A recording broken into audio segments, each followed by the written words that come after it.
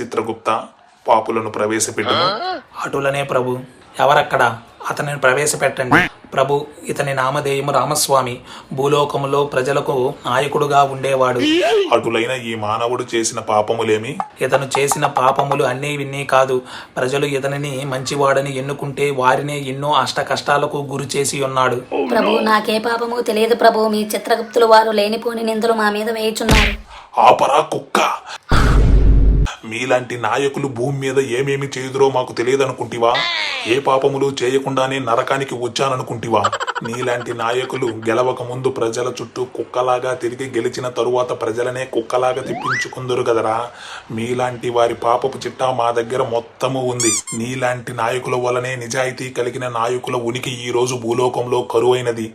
ఈ పాపిని తీసుకెళ్లి సలసలా మరుగుతున్న నూనెలో మిరపకాయ బజ్జీని వేయించినట్టు వేయించండి. దెబ్బకే ఈ పాపములన్నిటికీ పశ్చాత్తాపము కలగాలి. ఈడ్చుకెళ్ళండి ఈ పాపిని. వద్దు ప్రభు, వద్దు. నన్ను నూనెలో వేయించొద్దు. నన్ను క్షమించండి ప్రభు.